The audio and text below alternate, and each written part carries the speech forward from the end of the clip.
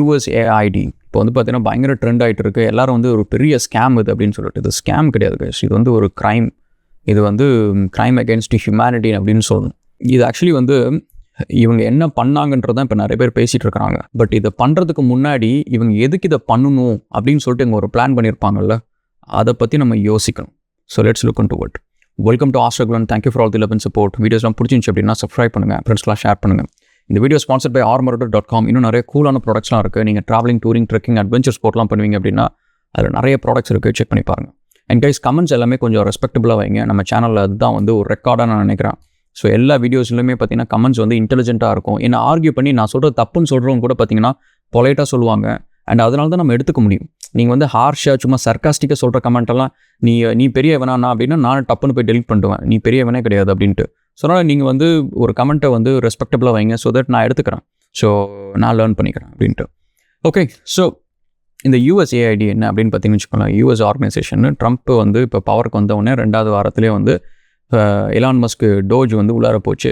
உள்ளார போய் 8000 பேரை வீட்டுக்கு அமுச்சு விட்டானுங்க. என்னடா நீங்கள் போட்டு ஊர் ஃபுல்லாக பணத்தை கொடுத்துட்ருக்கீங்க அப்படின்னு சொல்லிட்டு.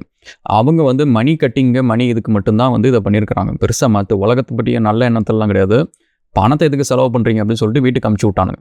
எனக்கு எப்போவுமே வந்து இந்த லே ஆஃப்லாம் நடந்துச்சு அப்படின்னா வந்து நிஜமாக அதை பார்க்குறதுக்கு ரொம்ப கஷ்டமாக இருக்கும். ஏன்னா நம்மளும் ஒரு ஃபேமிலி வச்சுருக்கிறோம், நம்மளும் ஒரு பிஸ்னஸில் இன்கம் வந்தால் தான் ஃபேமிலியை நம்ம சப்போர்ட் பண்ண முடியும். திடீர்னு வேலை போயிடுச்சு அப்படின்னா அந்த ஃபேமிலி எப்படி சப்போர்ட் பண்ணுவாங்க அப்படின்னு சொல்லிட்டு எனக்கு கஷ்டமாக இருக்கும். பட் இன்றைக்கி இந்த 8000 பேருக்கு வேலை போனதை பற்றி எனக்கு ஒரு ஃபீலிங் இல்லை. எனக்கு ஆக்சுவலி வந்து அப்படியே வெஞ்ச்ஃபுல்லாக இருக்குது. போங்கடா சாவுங்கடா அப்படின்னு. ஏன் அப்படின்னு பார்த்தீங்கன்னா, இந்த 8000 பேரும் கடைசி ஒரு 40-50 வருஷம் என்ன பண்ணியிருக்கானுங்க பார்த்தீங்கன்னா, எந்தெந்த கண்ட்ரிலாம் மக்கள் நிம்மதியாக இருக்கிறாங்களோ அந்த கண்ட்ரியெல்லாம் காலி பண்ணுவோம். எந்தெந்த கண்ட்ரிலாம் வந்து மக்கள் வந்து ஒரு நல்ல கல்ச்சரு, நல்ல ட்ரெடிஷனில் இருக்கிறானுங்களோ அது எல்லாத்தையும் ஃபோக்கஸ் பண்ணி காலி பண்ணுவோம். ஒரு விஷயம் கூட நல்லது அப்படின்னு சொல்லிட்டு செய்யறதில்லை. 8000 பேருக்கு எப்படி வந்து அந்த காசை வாங்குறோமே, வாங்கி போய் நம்ம பிள்ளைங்களுக்கு வந்து சோறு வாங்கி கொடுக்குறோமே, அந்த பிள்ளைங்க ஜாலியாக சிரித்து சந்தோஷமாக இருக்குது. இதே மாதிரி தான் இன்னொரு கண்ட்ரியில் அந்த ஊர்லேயும் ஒரு அப்பா அம்மா ஒரு பிள்ளைய வச்சு எப்படியாவது பிள்ளைங்களுக்கு ஒரு நல்ல வாழ்க்கையை கொடுக்கணும்னு கஷ்டப்பட்டுட்டு இருப்பாங்க. அவங்களோட வாழ்வாதாரத்தை அழிக்கிறோமே, அவங்களோட நிம்மதியை கெடுக்கிறோமே அப்படின்னு சொல்லிட்டு எப்படி ஒரு குற்ற உணர்ச்சியே இல்லாமல் 8000 பேர் இருந்தானுங்க. ஸோ இதில் என்னென்ன விஷயம் உனக்கு பண்ணியிருக்கானுங்க. ஃபஸ்ட்டு பார்த்தீங்கன்னு வச்சுக்கோங்க, இந்தியாவுக்கு நிறைய பணம் கொடுத்துருக்கானுங்க.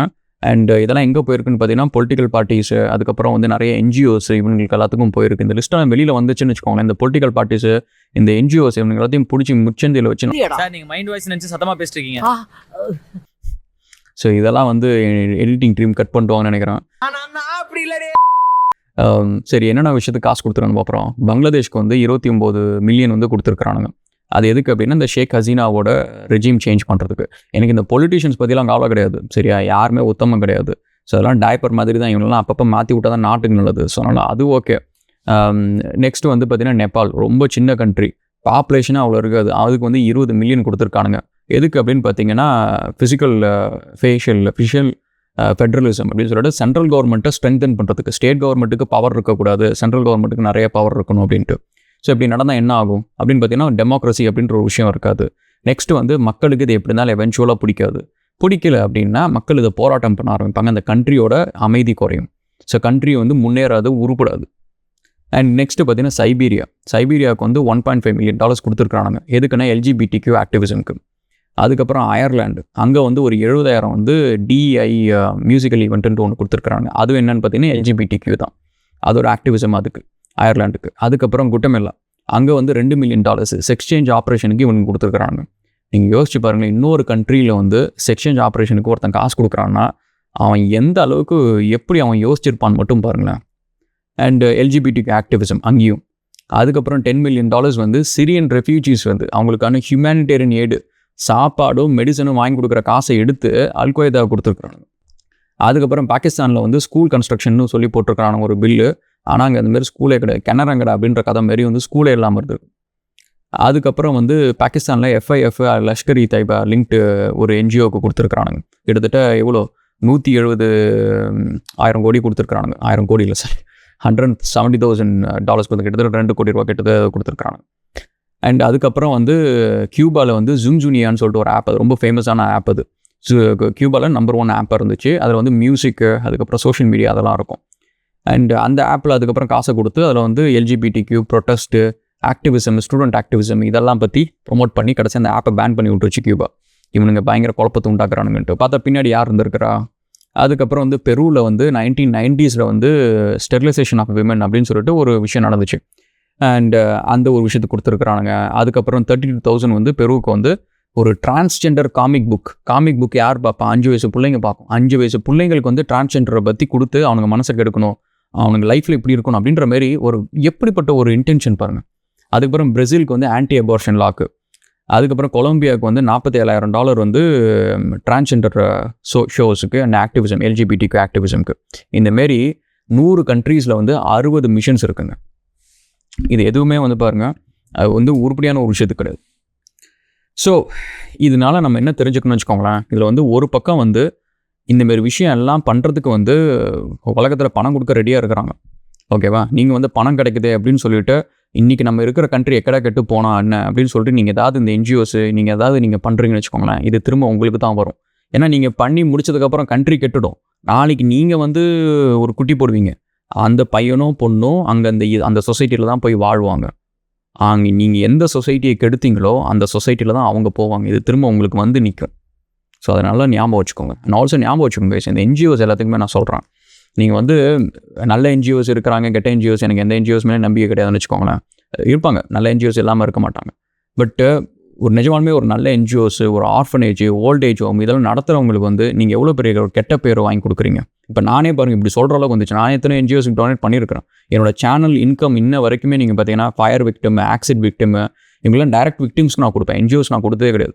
இந்த குழந்தைங்களோட ஆப்ரேஷனுக்கு இதுக்கெல்லாம் பார்த்தீங்கன்னா என்னோட ஆஃபீஸ் ஸ்டாஃப் வந்து நேரில் போய் செக் பண்ணிட்டு வருவாங்க. ஹாஸ்பிட்டலில் போயிட்டு அது உண்மையாக ரெக்கார்ட்ஸ்னு செக் பண்ணிவிட்டு அதுக்கப்புறம் நான் டொனேட் பண்ணுவேன். ஸோ இப்போ இந்தமாரி நீங்கள் என்ஜிஓஸ் வந்து காசுக்காக ஒரு பேராசைக்காக நீங்கள் இப்படி பண்ணுறது மற்ற நல்ல விஷயம் செய்கிற என்ஜிஓஸ்க்கு வந்து எவ்வளோ ஒரு கெட்ட பேரை உண்டாக்க போகுது. இதுமாரி அவங்க வந்து இப்போ வந்து நல்லது செய்கிறதுக்கே அவங்களுக்கு கஷ்டமாக இருக்கும். இப்போ காசு கிடைக்காது அவங்களுக்கு. அண்ட் ஆல்சோ நீங்கள் யோசிச்சு பாருங்கள், நீங்கள் ஒரு கண்ட்ரியில் இருக்கிறீங்க, அந்த கண்ட்ரியை வந்து ப்ரொடெக்ட் பண்ணுறதுக்கு எவ்ரிடே பேசிஸில் வந்து ஒரு சோல்ஜர் வந்து அவர் உயிரை விட்றாரு. அண்டு தன் உயிர் போனாலும் பரவாயில்ல, நாட்டை காப்பாற்றணும் அப்படின்னு சொல்லிட்டு எத்தனை பேர் அங்கே நிற்கிறாங்க. அண்ட் அந்த கண்ட்ரியில் வந்து உங்களுக்கு வந்து ஒவ்வொரு கண்ட்ரிலையும் நீங்கள் யோசிச்சு பாருங்கள், அந்த சூவேஜை க்ளீன் பண்ணுறதுக்கு எத்தனை மென் வந்து அதை போய் வேலை செய்கிறாங்க, அதில் எத்தனை பேர் உயிர் போகுது. ஆஸ்திரேலியா கொண்டு அங்கே மென்னு தாங்க வேலை செய்கிறாங்க. ஸோ அவங்க வந்து எவ்வளோ கஷ்டப்பட்டு அவங்க ஃபேமிலிக்கு வந்து சாப்பாடு கொடுக்குன்றதுக்காக அந்த அதில் என்ன கோடிக்கணக்கில் சம்பளம் கிடைக்க போகுது.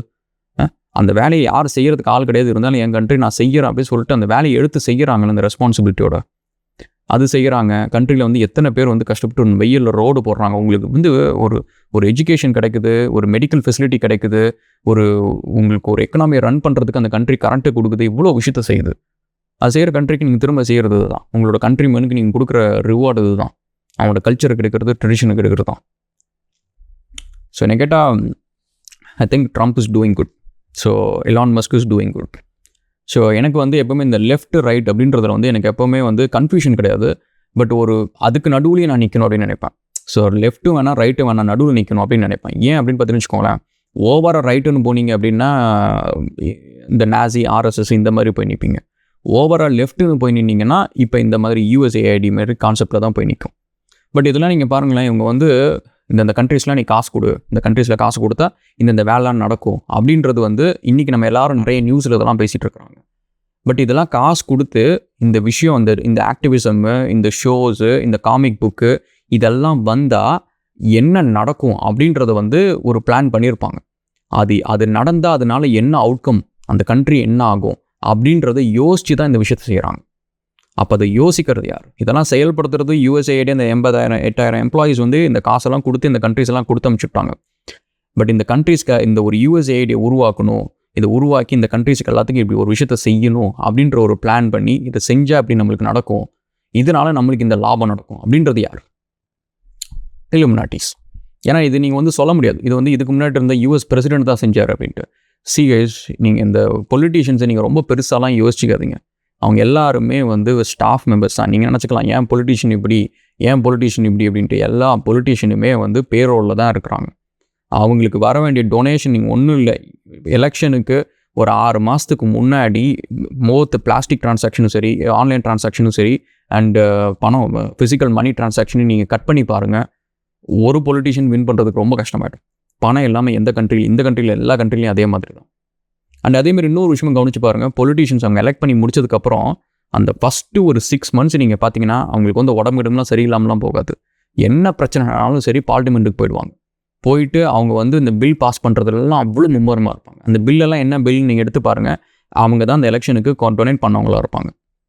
எனக்கு வந்து இந்த லேண்டை கூட இப்போ மும்பையில் வந்து ஒரு பெரிய ஏரியா வந்து சீப்பாக கொடுத்தாங்க. ஸோ இதெல்லாம் என்னென்னு பார்த்தீங்கன்னா, இதுக்கு முன்னாடி வந்து டொனேஷனுக்கு அவங்க திரும்ப கைமாறும். ஸோ இதுமாரி எல்லா பொலிட்டீஷியன்ஸும் எல்லா ஊர்லேயும் செய்கிறது தான். எலெக்ஷன் வின் பண்ணதுக்கப்புறம் ஃபஸ்ட்டு 3 to 6 monthsல அவங்க பாஸ் பண்ணுற பில் எல்லாம் பார்த்தீங்கன்னா ஆப்போசிஷன் ப்ரொட்டஸ்ட் இல்லாமல் போயிடும். அதுக்கப்புறம் தான் ஆப்போசிஷன்லாம் ப்ரொட்டஸ்ட் பண்ண ஆரம்பிக்கும். அந்த ஃபஸ்ட்டு 6 months ஏன்னா திரும்ப அவங்க ஆப்போசிஷன் அடுத்தது அவங்க பவருக்கு வருவாங்க. அவங்க காசு டொனேஷன் வாங்கினவங்க எல்லாத்துக்கும் அவங்க பில் பாஸ் பண்ணி ஆகணும். அப்போ இவங்க ப்ரொட்டஸ்ட் பண்ணால் பிஸ்னஸ் எப்படி நடக்கும்? இதில் ஒரு பெரிய கன்சர்ன் என்ன தெரியுமா ஆக்சுவலி, இதில் வந்து இப்போ நீங்கள் வந்து ஒரு நல்லது பண்ணணும்னு நினைக்கிறீங்கன்னு வச்சுக்கோங்களேன். நீங்கள் வந்து காசு எடுத்து கொடுத்துருவீங்க. சரி ஓகே நீங்கள் சாப்பிடுங்கப்பா, நீங்கள் வந்து போய் படிங்க அப்படின்னு சொல்லிட்டு காசு எடுத்து கொடுத்துருவீங்க. இதுக்கு பின்னாடி நீங்கள் வந்து ஒளிஞ்சிட்டு இருக்கணும் அப்படின்ற அவசியம் கிடையாது. அண்ட் இதில் என்ன நடந்திருக்கு அப்படின்னு பார்த்தீங்கன்னா, அந்த ஃபண்டு வந்து USAID கொடுக்குது, அந்த ஆர்கனைசேஷன் கொடுக்குது யூஎஸ்லேருந்து. பட் இந்த ஃபண்டு வந்து ஏதோ ஒரு கண்ட்ரியில் ஏதோ ஒரு NGO கிட்ட போய் அவங்க வந்து இந்த LGBTQ ரேலி அரேஞ்ச் பண்ணுறது, ஆக்டிவிசம் பண்ணுறது இதெல்லாம் பண்ணுறாங்க, ப்ரொட்டஸ்ட் எல்லாம் பண்ணுறாங்க. பட் இந்த ஃபண்டு ஒரு தடவை கூட வந்து இந்த USAIDலேருந்து ஒரு தடவை சில டைம் வந்திருக்கு டேரெக்டாக வந்து அந்த ஒரு பர்டிகுலர் NGO இருக்கிற ஒரு கண்ட்ரிக்கு டேரெக்டாக கொடுத்ததில்ல. இப்போ USAID வந்து டேரெக்டாக இந்தியாவுக்கு வந்து டேரெக்டாக கொடுத்தது கிடையாது. ஸோ நிறைய நேரம் என்ன ஆகுது அப்படின்னு பார்த்தீங்கன்னா வந்து ஒரு ஃபனலிங் ஏஜென்சி பேட்டர்ன் மூலியமாக போகுது.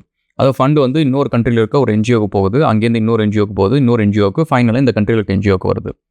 ஸோ இப்போ இந்த எக்ஸ்போஷர் வந்து நம்மளுக்கு இப்போ தெரியறது எதனால் அப்படின்னா, USAID பற்றியான எக்ஸ்போஷர் வந்து யூஎஸ்லேருந்தே வந்துடுச்சு.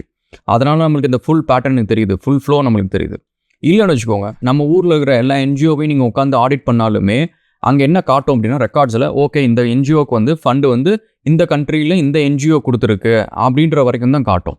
ஸோ நம்ம கண்ட்ரிக்கு வந்து அந்த NGO கிட்ட ரெக்வஸ்ட் தான் பண்ண முடியும், உங்களுக்கு யார் ஃபண்டு கொடுத்தது அப்படின்னு சொல்லி கேட்குறதுக்கு. அவங்களுக்கான போய் அதிகாரம் கிடையாது, ஒரு ஜூரிஸ்டிக்ஷன் கிடையாது. நீங்கள் அந்த டீட்டெயிலை காட்டு, உனக்கு யார் ஃபண்டு கொடுத்தான்ற கேட்க அதிகாரம் நம்மளுக்கு கிடையாது. ஸோ அப்போ என்ன ஆயிருக்கும், ஒருவேளை இப்போ USAID வந்து எலான் மஸ்க் வந்து இப்போ எல்லாம் ஆடிட் பண்ணி இதெல்லாம் வெளியில் வரல அப்படின்னா நம்மளுக்கு வந்து இந்த NGO தான் காசு கொடுத்துச்சு, இந்த கண்ட்ரிகளுக்கு NGO தான் காசு கொடுத்துச்சு அப்படின்னு சொல்லிட்டு நம்ம நினச்சிட்டு இருப்போம். USAID இதுக்கு பின்னாடி இருக்குது அப்படின்ற ஒரு விஷயம் நம்மளுக்கு தெரிஞ்சிருக்காது. ஸோ இந்த மாதிரி ஒருத்தங்க வந்து இந்த கண்ட்ரிக்கே ஃபண்டு போகணும், ஆனால் நான் டைரெக்டாக கொடுக்க மாட்டேன், உங்கள்கிட்ட கொடுக்குறேன், நீ இவன்கிட்ட கொடுத்து அமுச்சு விட்ரு, ஆனால் நான் கொடுக்குற காசுக்கு அவன் என்ன பண்ணுன்றதை நான் சொல்லுவேன், அதை அவன் செய்யணும். ஏன்னா இது நடந்தால் எனக்கு ஒரு விஷயம் லாபகரமாக இருக்கும், அந்த கண்ட்ரியில் வந்து ஏதோ ஒரு விஷயம் நடக்கும், அது எனக்கு வேணும்.